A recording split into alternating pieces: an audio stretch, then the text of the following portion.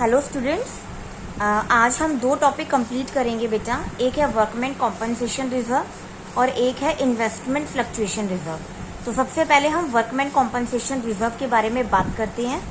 Workman compensation reserve, आप लोगों को भी पता है कि रिजर्व को मैं हमेशा गुल्लक बोलती हूँ। हर कंपनी गुल्लक बनाती है ताकि फ्यूचर में होने वाले नुकसान से वो बच सके। तो इस गुल्लक के अंदर वो वर्कमैन के नाम का पैसा डालती है।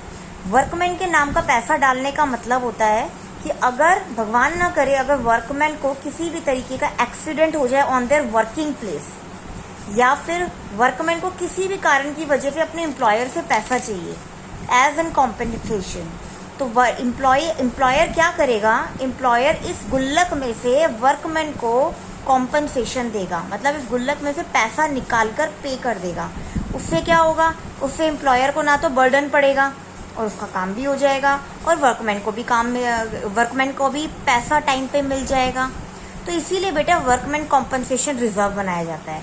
और आप लोगों को पता ही है कि बैलेंस शीट के अंदर जो वर्कमैन कॉम्पनसेशन रिजर्व होता है वो हमेशा लायबिलिटी साइड में आता है। तो इस रिजर्व के बच्चे 4 केसेस हैं जो मैंने आपको ऑलरेडी क्लास में करवा दिए हैं, बट वीडियो इसलिए बनाई जा रही है ताकि आप उसको बार बार रिकॉल कर सकें।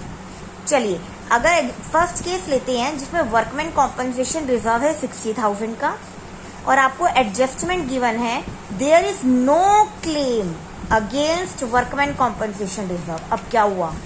गुल्लक तो बना दी हमने, एग्जांपल में लिए हैं 2 पार्टनर्स एक्स एंड वाई, और उनकी ओल्ड रेशो ली है इक्वली। अब हुआ क्या? हमने बैलेंस शीट के अंदर देखा कि गुल्लक के अंदर तो 60,000 रुपीज रखे हुए हैं वर्कमैन के नाम के, और एडजस्टमेंट हमें कह रही है कि there is a no claim, मतलब किसी भी एम्प्लॉय ने पूरे साल कोई भी क्लेम नहीं लिया। अब आप सोच के बताओ, अगर हमने गुल्लक बनाई है 60,000 की वर्कमैन के नाम की, और वर्कमैन तो पैसा मांग ही नहीं रहा है, वर्कर तो पैसा ही नहीं ले रहा है पूरे साल, तो उस पैसे का क्या करेंगे? तो बच्चा ये पैसे ओल्ड पार्टनर्स ओल्ड रेशो में बांट लेंगे। ओल्ड पार्टनर्स ओल्ड रेशो में बांटेंगे तो एंट्री क्या होगी? देखो, नॉर्मली हमारी लायबिलिटीज हमेशा क्रेडिट होती है। अब हमें क्या करना है? इस गुल्लक को खत्म करना है ना, पैसा निकाल रहे हैं उसमें से। तो अब जो लायबिलिटी है उसको खत्म करना है तो वो डेबिट हो जाएगी।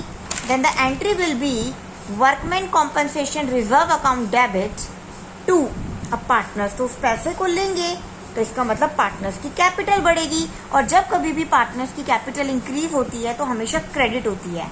Then the entry will be workman compensation reserve account debit, गुल्लक खत्म, to X capital account, X को मिल जाएंगे पैसे, and to Y capital account, अब वाई को भी पैसे मिल जाएंगे। अब पैसा कितना मिलेगा? गुल्लक का पैसा मिलेगा, गुल्लक में है 60,000, रेशो है इक्वली, तो 30,000 दोनों पार्टनर्स आपस में बांट लेंगे। आई होप आपको केस नंबर 1 बहुत अच्छे तरीके से क्लियर हुआ होगा। कोई भी प्रॉब्लम हो you can WhatsApp me on my personal number.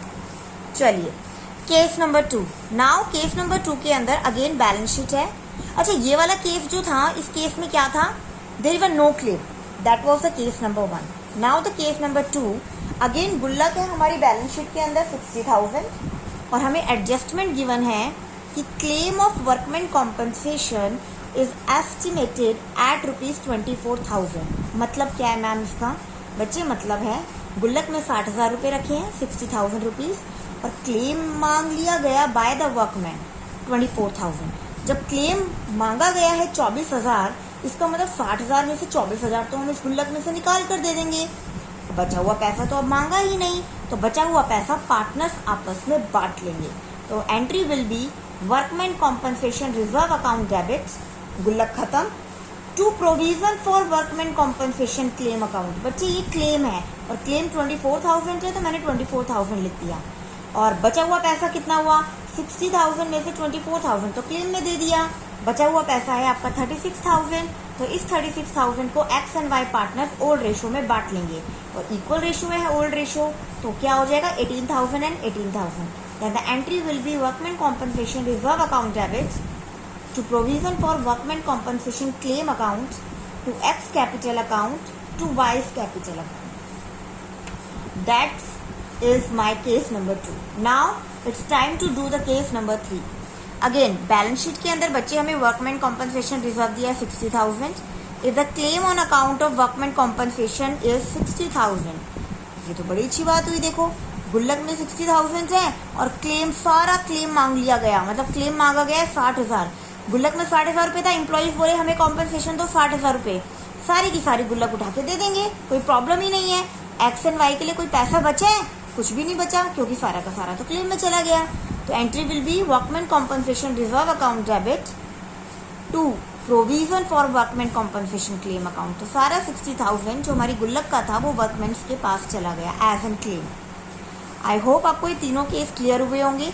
बेटा ये जो केस नंबर 2 था इसमें हुआ क्या था, देखो रिजर्व ज्यादा था क्लेम से, मतलब गुल्लक में ज्यादा पैसे थे, एक क्लेम था 24,000। और ये जो केस नंबर 3 है हमारा, इस केस में क्या हुआ बच्चे, इसमें हुआ है आपका रिजर्व इक्वल है आपके क्लेम के, ठीक है। Now the last case is workman compensation reserve गुल्लक में है 60,000 रुपए और आपको कितना क्लेम मिल रहा है बेटा, क्लेम है 75,000, सॉरी मिल नहीं रहा, वर्कमैन को देना है 75,000 रुपीज। ये क्या हुआ मैम, गुल्लक में तो है 60,000 रुपए वर्कमैन के नाम का और हमें तो क्लेम 75,000 देना है।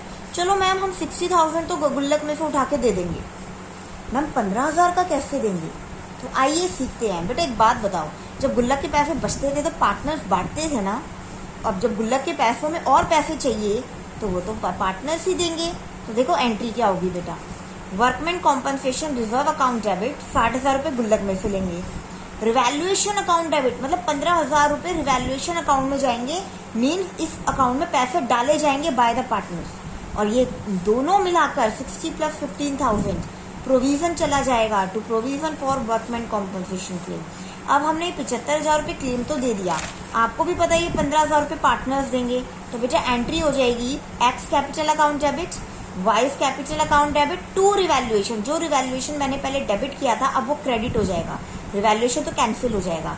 अब ये जो 15,000 रुपये थे, ये जो 15,000 रुपीज आपके थे, ये पार्टनर्स क्या कर रहे हैं, पार्टनर्स आपस में मिलकर दे रहे हैं 7,500 7,500 7,500 और आपको भी पता है कि इक्वल रेशो में देना है क्योंकि ओल्ड रेशो इक्वल है। और इनकी कैपिटल को डेबिट क्यों किया गया है, क्योंकि इस बार पार्टनर्स अपनी पॉकेट से दे रहे हैं, और जब भी पार्टनर्स की कैपिटल कम होती है आपको हमेशा सिखाया गया है तो कैपिटल डेबिट होती है, कैपिटल बढ़ती है तो क्रेडिट होती है और घटती है तो डेबिट होती है। इस बार अपनी पॉकेट से दे रहे हैं पार्टनर, इस वजह से जो कैपिटल है बेटा वो डेबिट हो जाएगी। Then entry will be X capital account debit, Y's capital account debit to revaluation account. और एक चीज का बहुत मोस्ट इंपॉर्टेंट ध्यान रखना है बेटा, आपको भी पता है अगर क्वेश्चन में बोल दिया जाए ना फिक्स्ड कैपिटल मेथड यूज हो रहा है, तो आपने क्या करना है, जहां जहां आपने कैपिटल वर्ड लिखा है ना, x capital account, wise capital account, तो बेटा कैपिटल अकाउंट की जगह आपका करंट अकाउंट यूज होगा क्योंकि फिक्स्ड कैपिटल अकाउंट मेथड है। लेकिन अगर क्वेश्चन कुछ नहीं कहता तो हम फ्लक्चुएटिंग मेथड मानते हैं, और फ्लक्चुएटिंग मेथड में हम कैपिटल ही लिखते हैं।